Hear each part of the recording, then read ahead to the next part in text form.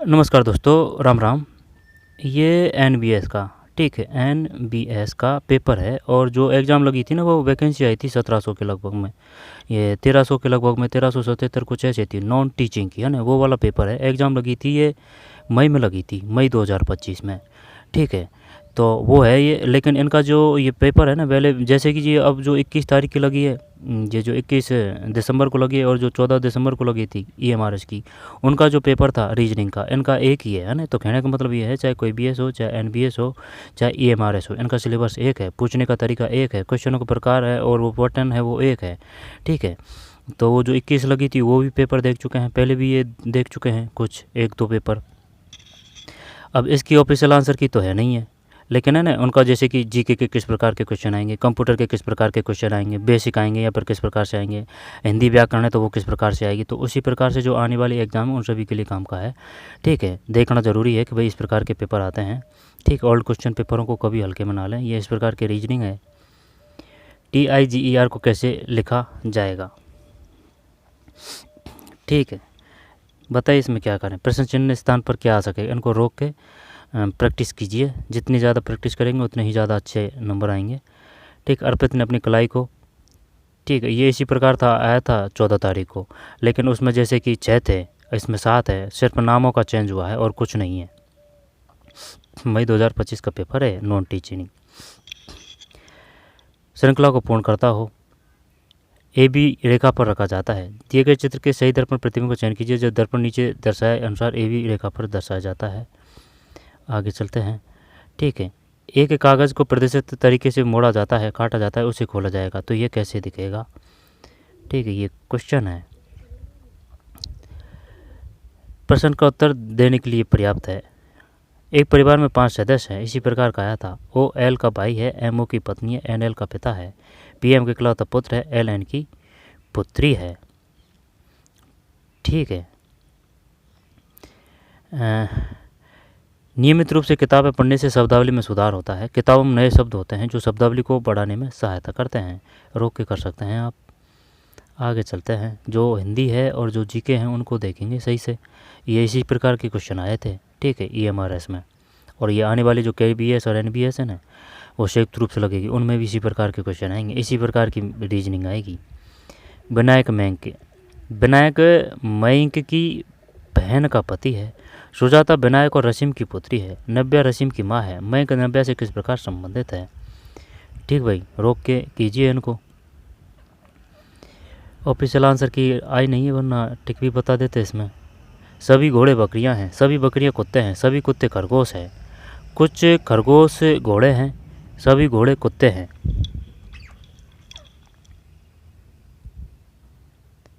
आगे चलते हैं, फिर ये है जीके के, ठीक है। अब जो जीके के जो 20 क्वेश्चन आएंगे ना, 20 क्वेश्चन, समझ रहा है, जिसमें शायद 10 क्वेश्चन तो करंट से ही आ जाएंगे, 10 क्वेश्चन ऐसे ही आएंगे, या फिर जैसे कि अगर 6-7 अगर करंट आ जाएगी तो फिर बाकी के 2-2, 4-4 क्वेश्चन हिस्ट्री पॉलिटिकल ज्योग्राफी से आ जाएंगे, ठीक है। और ज़्यादातर वो जो अगर हिस्ट्री पॉलिटिकल ज्योग्राफी से जो क्वेश्चन आएंगे ना, तो जैसे कि अगर 10 करंट अगर पूछेगा तो फिर 10 है ना, वो एनसीईआरटी से ही आएंगे, चाहे 6ठी हो, 7वीं हो, 8वीं हो, ठीक है, वहाँ से ही एनसीईआरटी से ही आएंगे वो। जैसे कि सोन नदी की सहायक है, पैनगंगा किसकी सहायक नदी है, ठीक है, गोदावरी नदी उद्गम होती है, निम्नलिखित से नदियों का कालक्रम व्यवस्थित कीजिए। किसी प्रकार के क्वेश्चन आ सकते हैं। निम्नलिखित में कौन सा देश एशियाई महाद्वीप में है, निम्न में कौन सा देश एशियाई महाद्वीप में है। Finland, Estonia, Romania, Laos. Bharat के प्रथम उपराष्ट्रपति कौन थे, तो फिर ये तो डॉक्टर सर्वपल्ली राधाकृष्णन से, भाई भगवान का नाम पहले लेते हैं अपन, है ना, डॉक्टर सर्वपल्ली राधाकृष्णन, यही होना चाहिए। या फिर डॉक्टर जाकिर हुसैन है, आर वेंकट रमन है, बीबी गिरी है। भारत के प्रथम उपराष्ट्रपति कौन थे, पता नहीं है भाई अपन को, शायद सर्वपल्ली राधाकृष्णन हो सकता है, या फिर आरपीएससी का अध्यक्ष का तो बताया प्रथम, वो तो एक घोष है, ठीक है, यानी कि पद पर आसीन होकर ही घोषणा कर रहे हैं। उपराष्ट्रपति सर्वपल्ली राधाकृष्णन। ये बताइए राष्ट्रगान किसकी रचना है, राष्ट्रगान किसकी रचना है, राष्ट्रगान है, नाथ है, ठीक है, यानी कि आ की मात्रा आ रही है, तो राष्ट्रगान है, रविंद्रनाथ टैगोर है। और जो गीत देगा ना वो राष्ट्रीय गीत है, तो चटैरे जी, है ना, बंकिम चंद्र चटैरे जी। जनगण मन क्या है, अपना राष्ट्रगान है, ठीक है, जनगण। और राष्ट्रीय गीत वो सुजलाम सुफलाम है ना, वो है शायद। भारत के उपराष्ट्रपति कौन थे? तो डॉक्टर सर्वपल्ली राधाकृष्णन ही होना चाहिए। बीबी गिरी सर्च कर लेना भाई गूगल पे। निम्नलिखित में किस युद्ध में ब्रिटिश ईस्ट इंडिया कंपनी एक युद्धरत पार्टी पक्षकार थी? चौसा का बक्सर का युद्ध तो 1764 में हुआ था, इसमें कोई दोहराया नहीं है। हल्दी घाटी का जो युद्ध है वो हुआ था हल्दी घाटी का युद्ध 1576 भाई अकबर के समय हुआ था हल्दी घाटी का युद्ध।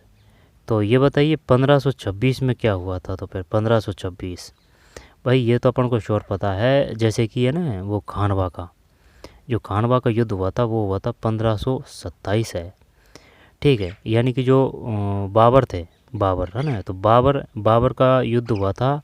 4 तगड़े युद्ध किए थे उसने, जैसे कि 26 में हुआ था कौन सा? 26 में है पानीपत। ठीक है, 1526 पानीपत है। और जो 27 है वो खानवा है। 27 है ना, तो ये शायद 17 मार्च होगा। 17 मार्च है या फिर 27 मार्च है? 27 मार्च है शायद, 27 मार्च। ठीक है, लेकिन ये 27 तो पक्का है, 1527। 26 वो है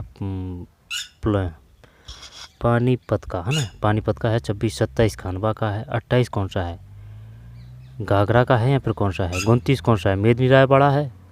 कन्फर्म नहीं है और बात कन्फर्म की है। निम्न में किस युद्ध में ब्रिटिश ईस्ट इंडिया कंपनी एक युद्धरत पार्टी पक्षकार थी? हल्दी घाटी का युद्ध, पानीपत का प्रथम युद्ध, बक्सर का युद्ध, चौसा का युद्ध। पता होना चाहिए। बक्सर का तो ये तो 1764 है, क्लियर।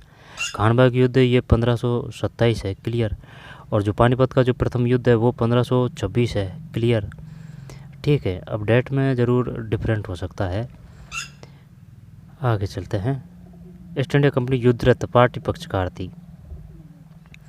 औद्योगिक विकास का एक सिद्धांत योग्यतम की उत्तरजीविता सर्वाइवल ऑफ द फिटेस्ट निम्नलिखित में किससे संबंध है? Isaac Newton, Charles Darwin, just वाट, माइकल फेराडे। त्रिपुरा की है ना, ये तो याद है, इनको तो बता देंगे। जैसे कि सुन मेरी बात, त्रिपुरा में त्रि आ रहा है तो ए गहरे तैला है ना, अगरतला है। और जो जैसे कि ये कोहिमा है ना, तो नागालैंड की राजधानी कोहिमा है। आइजोल में जय है तो आइजोल मिजोरम है, आइजोल की मिजोरम है। और जो शिलांग है ना, शिलांग यानी कि मेघालय की शिलांग है, मेघालय की शिलांग है। तो ये बता शिमला किसकी है?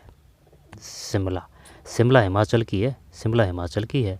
चक्कर पड़ेगा, जैसे कि शिमला हिमाचल की है, शिलांग मेघालय की है। ठीक है, क्लियर।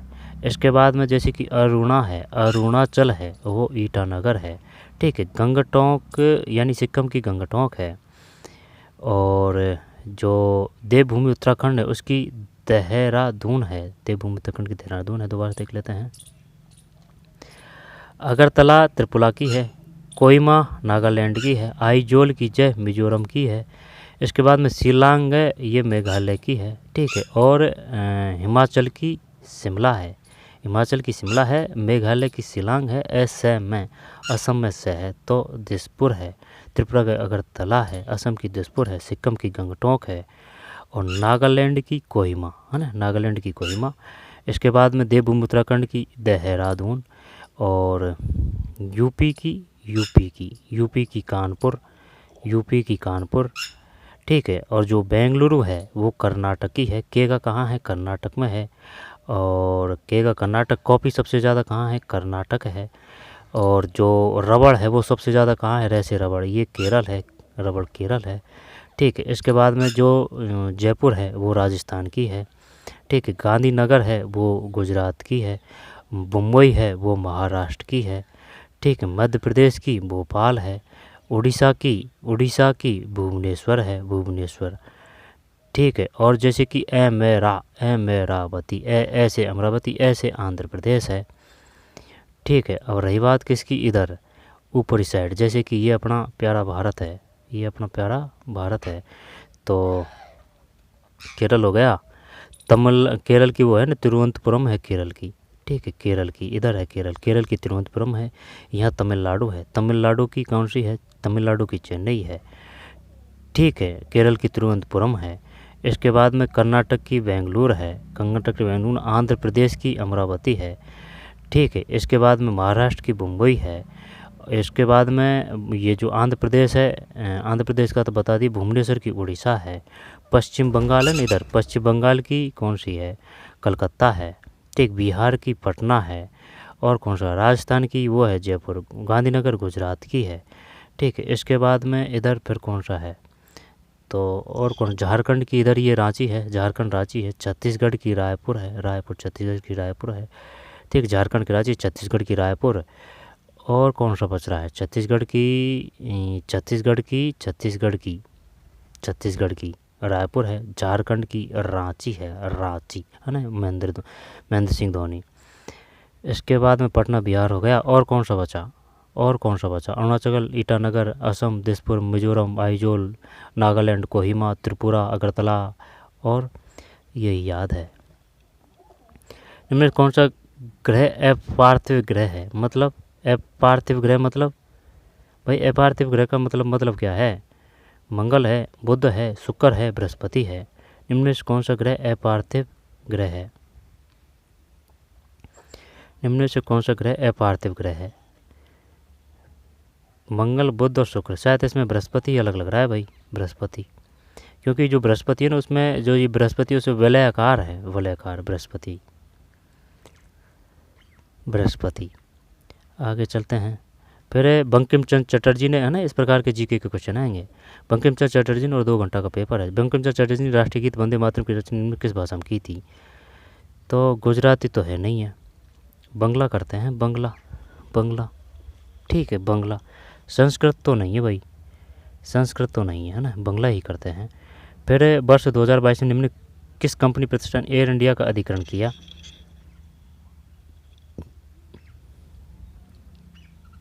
इम्पोसिस तो नहीं है ये, इम्पोसिस, जियो वगैरह तो है नहीं है। आगे चलते हैं। प्रथम एशियाई खेलो एशियन गेम का आयोजन निम्न किस देश में हुआ, सन 1975 में भारत में हॉकी बेस। और ये जो इस प्रकार के जो क्वेश्चन है, इसी प्रकार के ये दिल्ली पुलिस के वगैरह है ना, उनमें आएंगे इसी प्रकार से, ठीक। एसएससी के जो क्वेश्चन है जीके का, उनका जो लेवल है वो इसी प्रकार से होता है, जीके की बात कर रहा हूँ मैं, ठीक है। सन 1975 में भारत ने हॉकी विश्व कप जीता। 1975 में हॉकी विश्व कप प्रतियोगिता की मेजबानी किस शहर ने की थी, इस प्रकार से पुराना पूछता है वो, ठीक है, इंपॉर्टेंट है जो। 1975 में भारत ने हॉकी विश्व कप जीता था, 1975 में। 1975 की हॉकी विश्व कप प्रतियोगिता की मेजबानी किस शहर ने की थी, पता नहीं भाई। फिर the story of my experience with truth, ये तो वो है ना, ट्रूथ, मोहनदास करमचंद गांधी है। और जो है ना दादा भाई नारोजी, उनकी है पावर्टी ब्रिटिश इन इंडिया, है ना, poverty British rule in India, दादा भाई नारोजी की रचना है, यानी पुस्तक है वो। और एक्सपीरियंस विद ट्रूथ ये मोहनदास करमचंद गांधी की है। राजा राम मोहन राय की रामकृष्ण परमहंस है, तो ये मोहनदास करमचंद गांधी जी की है। भंग कब हुआ, तो 1905 में। निम्नलिखित में किस राज्य में वर्ष 2024 विधानसभा की, और ये जो है ना, ये इस प्रकार के क्वेश्चन, ये हर एक, जैसे कि टीजीटी तो उसमें भी आया था, पीजीटी तो उसमें भी आया था। किस राज्य में वर्ष 2024 में विधानसभा की सीटों के लिए निर्वाचन हुआ, कि सर्वाधिक किसका हुआ था, ऐसे दिया था उसने, अलग अलग जो वो है उसमें अलग अलग। निम्न किस राज्य में वर्ष 2024 में विधानसभा की सीटों के लिए निर्वाचन हुआ, उत्तर प्रदेश है, हरियाणा है, बिहार है, दिल्ली है। क्या कर रहे हैं इसमें, निम्नलिखित कौन सा नए संसद भवन का एक द्वार नहीं है, इंद्र द्वार, गज द्वार, अश्व द्वार, मकर द्वार। भारत के राष्ट्रीय उद्यान उनकी अवस्थी को निम्नलिखित युग्म कौन सा युग्म सम्मिलित नहीं है, जिम कॉर्बेट उत्तराखंड, बांदीपुर कर्नाटक, काजीरंगा असम है, कान्हा मध्य प्रदेश में है ना, कान्हा मध्य प्रदेश में है, कान्हा, ठीक है, कान्हा है जो मध्य प्रदेश में है, काजीरंगा असम में है, एक सींग गैंडे वाले के लिए प्रसिद्ध है। और बांदीपुर है वो कर्नाटक है। जिम कॉर्बेट ये उत्तराखंड, जैसे जिम कॉर्बेट है ना, उत्तराखंड है ना, उत्तरा कॉर्बेट, जिम कॉर्बेट उत्तराखंड है, बांदीपुर कर्नाटक है। Jim Corbett Uttarakhand, Jim Corbett Uttarakhand, Jim Corbett Uttarakhand, Jim Corbett Uttarakhand, देवभूमि उत्तराखंड की राजधानी देहरादून है, बांदीपुर कर्नाटक है, काजीरंगा असम है, कान्हा ये मध्य प्रदेश में होना चाहिए भाई। निम्न में से कौन हिंदुस्तानी शास्त्रीय संगीत के प्रतिपादक थी, क्या करें इसमें, पता नहीं भाई, फिर पार्ट 3 है, ये इंग्लिश से संबंधित है। इसी प्रकार की इंग्लिश आई थी। 10 क्वेश्चन जो आएंगे ना आपके, वो इसी प्रकार से आएंगे, same to same. Encourage, choose the word similar in meaning to given word.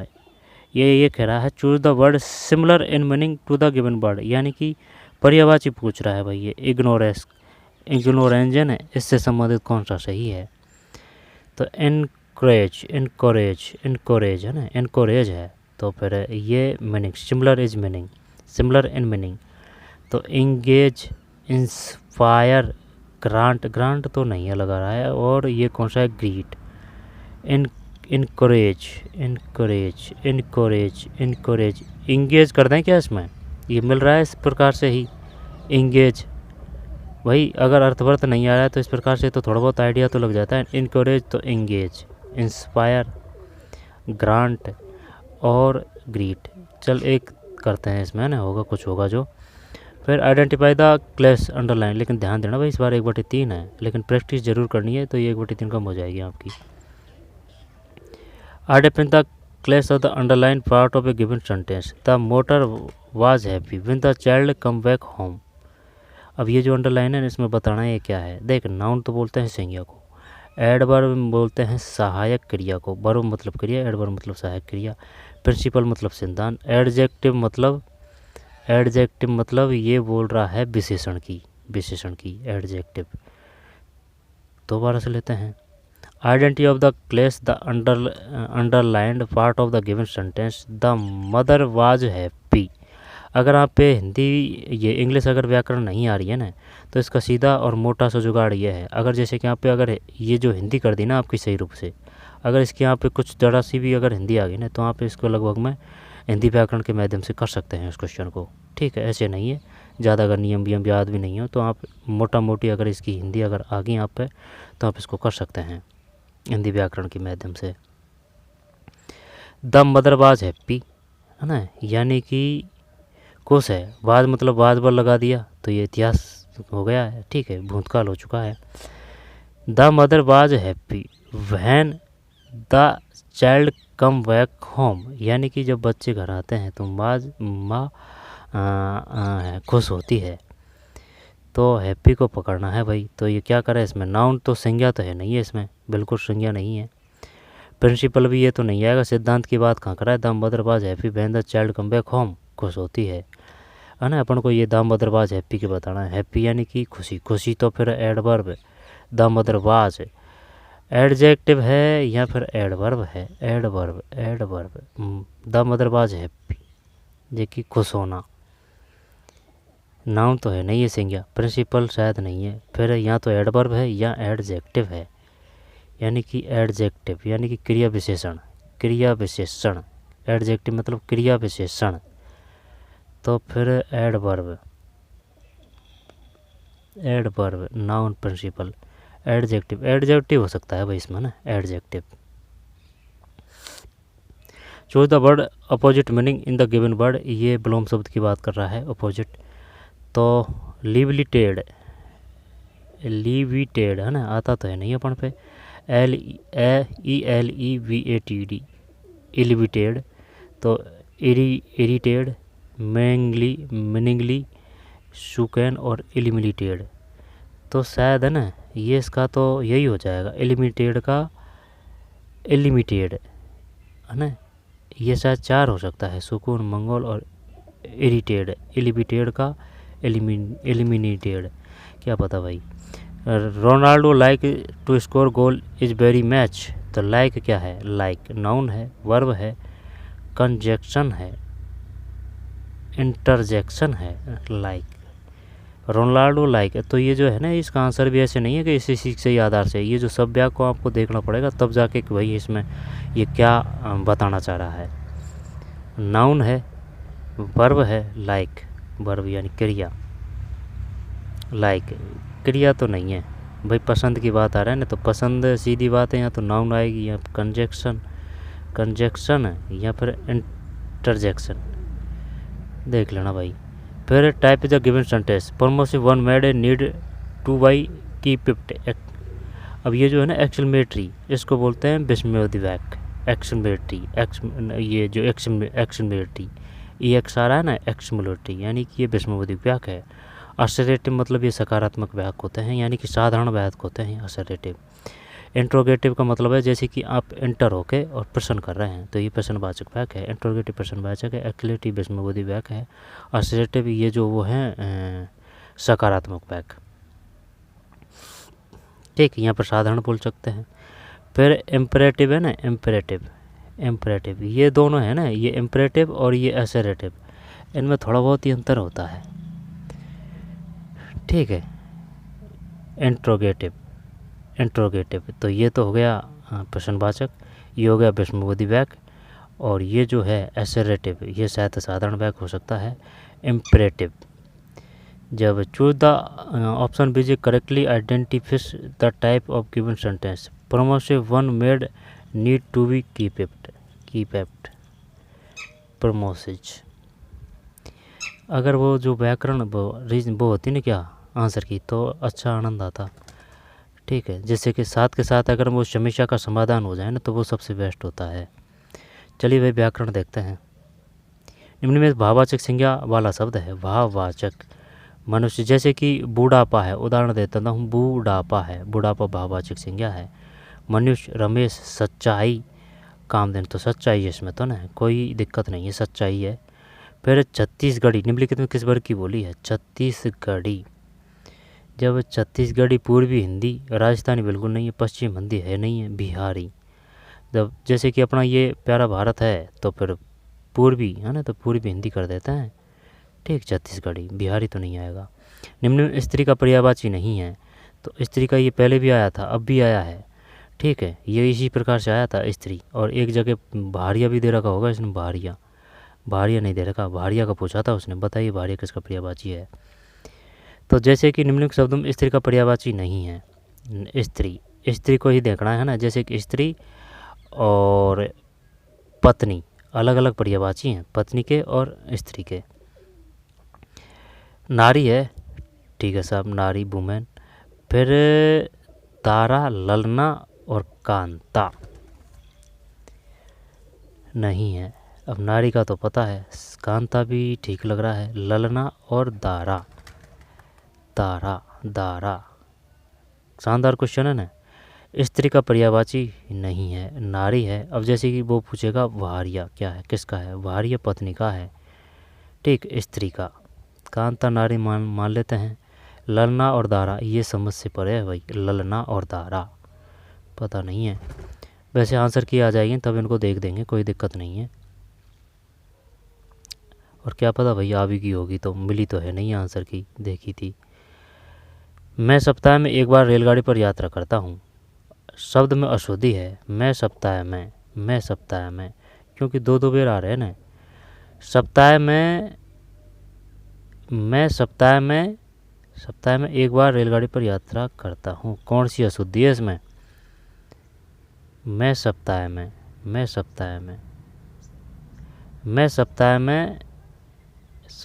एक बार रेलगाड़ी पर यात्रा करता हूँ। अशुद्धि किसकी है? जब मैं सप्ताह में एक बार रेलगाड़ी पर यात्रा करता हूँ। रेलगाड़ी पर क्यों आएगा भाई? रेलगाड़ी से आएगा ना। मैं सप्ताह में एक बार रेलगाड़ी से यात्रा करता हूँ, पर तो वो हो जाएगा जैसे कि ऑन, जैसे कि ये कोई कागज़ है। अब जैसे कि अपन ये लिख रहे हैं ना, ये ऑन है। ठीक है, ऑन। एक ओवर से भी क्वेश्चन आया था, ओवर। तो मैं सप्ताह में एक बार रेलगाड़ी पर यात्रा करता हूँ, तो पर गलत है इसमें, रेलगाड़ी पर यात्रा, तो ये सी वाला है, तो सी वाले को हटा दीजिए भाई। सी वाला कौन सा है? तो ये गलत है इसमें। मैं सप्ताह में एक बार रेलगाड़ी से यात्रा करता हूँ। रेलगाड़ी से या फिर रेलगाड़ी के द्वारा। ठीक है, रेलगाड़ी से आ जाएगा, रेलगाड़ी से यात्रा करता हूँ। ठीक है, सी है। निम्नलिखित में असंगत विलोमार्थी शब्द युग्म है, तो फिर अल्पज्ञ का बहुज्ञ सही है। अंतरंग का अंतरंग, बहुरंग। अथ, अवनति उन्नति, क्लियर है, भूल जाइए, अवनति और उन्नति बिल्कुल सही है। अवनति और उन्नति बिल्कुल सही है, अवनति और उन्नति। ठीक है, अवनति उन्नति क्लियर। अल्पज्ञ बहुज्ञ क्लियर।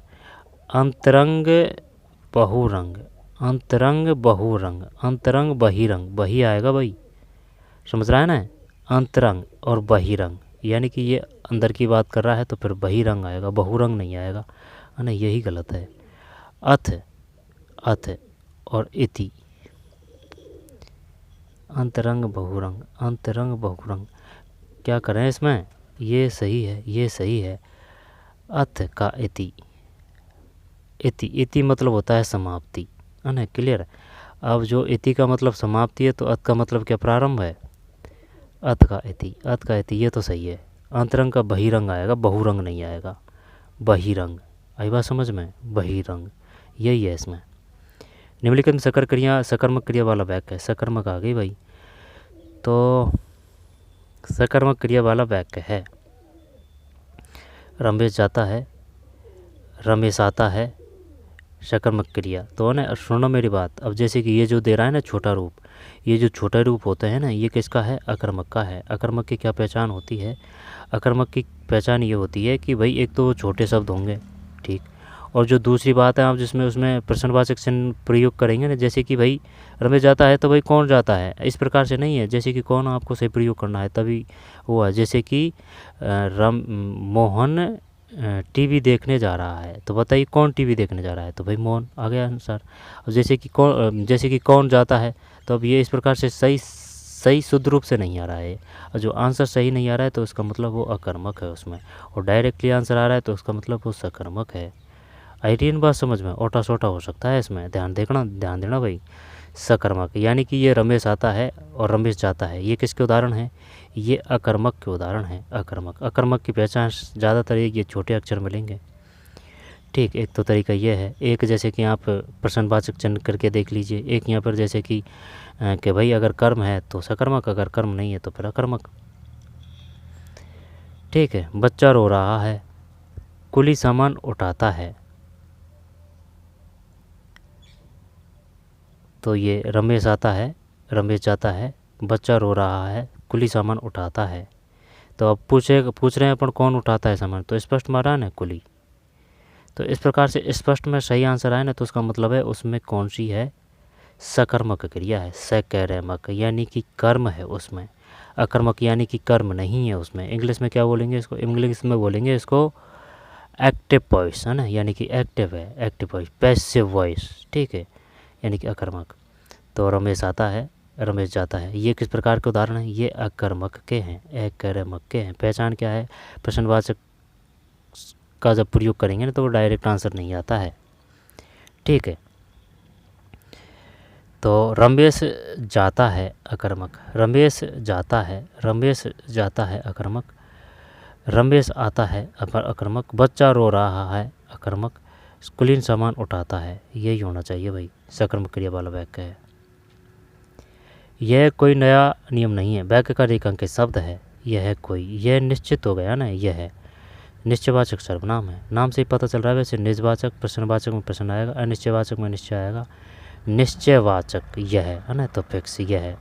निज, निज में जैसे कि यह आएगा मैं, बे, निज, निज कन्फ्यूज कर रहा है भाई, निजवाचक, ये बिल्कुल नहीं है, ये बिल्कुल नहीं है। अब बात यहाँ तो निश्चयवाचक की है, यहाँ पर निज की है,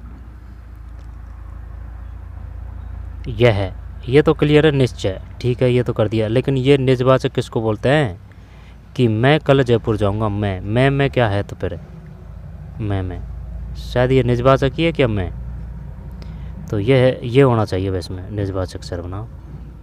निम्नलिखित में से शुद्ध वाक्य है, रेलवे के कई कर्मचारियों की गिरफ्तारी हुई, रेलवे के कर्मचारियों की कई गिरफ्तारी, शुद्ध वाक्य बताना है। 10 क्वेश्चन आएंगे हिंदी व्याकरण के। रेलवे के कई कर्मचारियों की गिरफ्तारी हुई, रेलवे के कर्मचारियों की कई गिरफ्तारी हुई,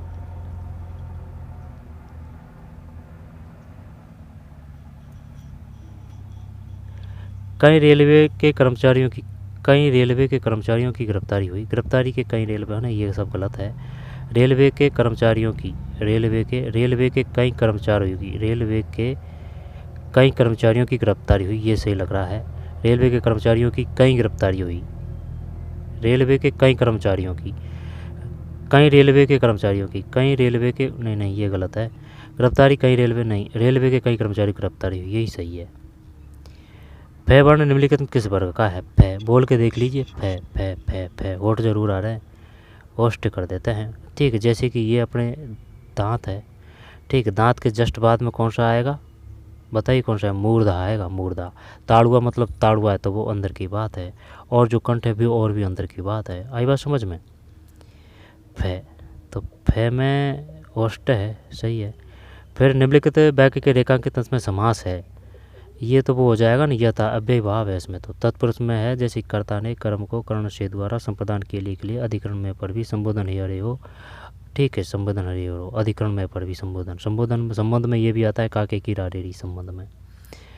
ठीक, अपादान का मतलब है जैसे पेड़ से पत्ता गिर रहा है ना, तो वो अपादान में आ जाएगा। ठीक, और संप्रदान का मतलब के लिए क्या आ जाएगा? से, के लिए, यानी कि जैसे कि पेन से लिखा जा रहा है। ठीक, यहाँ पर साइकिल से स्कूल जा रहे हैं, इस प्रकार। द्विगु संख्यावाचक है, द्विगु संख्यावाचक है। कर्म दायरा कैटेगरी बताता है बहुब्रीहि, बहुब्रीहि। ठीक, बहुब्रीहि। तत्पुरुष बहुब्री में कर्म धारा में चक्कर पड़ता है, जो कमरदाय जैसे कि काला घोड़ा पीरा है ना, इस प्रकार का करेगा कर्म धारा, यानी कि कैटेगरी बताता है, भेदभाव करता है ना, ऐसे याद कर रखा है कर्म धारा है। रही बात बहुब्री, यानी कि वो जाता है फिर बाद में आंसर होता है, जैसे कि पीला है जिसका अंबर, पीतांबर है ना, ऐसे। ये 10 क्वेश्चन थे हिंदी के। अब ठीक है, इसके बाद में ये क्या आ रहे हैं, सील करने का उद्देश्य क्या है, किस प्रकार की बंगाली में है ना, ये अपने काम के नहीं है। आगे चलते हैं, आगे चलते हैं, आगे चलते हैं। बेकन किस व्यंजन का प्रारंभिक गठन है, ये अपने नहीं है। आगे चलते हैं। खमण एक लोकप्रिय गुजराती नाश्ते का मुख्य घटक क्या है? ठीक, अपने सब्जेक्ट के नहीं है ये। आगे विटामिन की कमी से स्कर्वी, विटामिन की स्कर्वी रोग ये होता है, विटामिन स्कर्वी विटामिन सी है। विटामिन डी होता है रिकेटस, ध्यान देना, इनमें ही चक्कर पड़ता है। जैसे कि अगर वो स्कर्वी का ये से आ रहा है ना, तो ये विटामिन सी है। और जैसे कि रतौंदी है ना, रतौंदी, वो विटामिन ए है। और वो वेरी वेरी की पूछेगा ना, तो वो सिर्फ वो भी आएगा। विटामिन ए की कमी से रतौंदी है, विटामिन के की कमी से वो रक्त का थम्मा है, विटामिन ए की से टेस्टोस्टेरोन जो जनन शक्ति है ना, वो है विटामिन ए की कमी से। और जो विटामिन सी है वो स्कर्वी है। विटामिन डी है वो किससे मिलता है? सूर्य के प्रकाश से मिलता है। रोग कौन सा होता है? रिकेटस, रिकेटस यानी कि सूखा रेग। सी से स्कर्वी है ना, ये होता है किससे? विटामिन सी मिलता है आंवला वगैरह और वो खट्टी चीज़ें मिलती है ना, वहाँ से इसकी पूर्ति होती है। आगे चलते हैं, आहार फाइबर, फिर बाइनल रसोई में है ना, ये नहीं है, अपने काम के नहीं है। आगे चलते हैं, अब सिर्फ कंप्यूटर के क्वेश्चन हैं। ठीक, आगे चलते हैं, आगे चलते हैं, आगे चलते हैं। रिश्ता गुस्ता का, आगे चलते हैं। मानव त्वचा 5 प्रो, ठीक, ये अपने काम के नहीं। कार्बोहाइड्रेट का अच्छा स्रोत कौन सा है? कार्बोहाइड्रेट का तो कार्बोहाइड्रेट सबसे ज़्यादा ऊर्जा होती है भाई इसमें, तो इसमें मछली चावल, वैसे गुड़ से मिलता है मिलने को, तो कार्बोहाइड्रेट्स मछली है शायद, और देख लेना भाई, श्योर नहीं है। आगे चलते हैं, ठीक है। फिर कंप्यूटर के क्वेश्चन रहे हैं बस। वेरी वेरी रोग निम्नलिखित में किस विटामिन की कमी से वो होता है?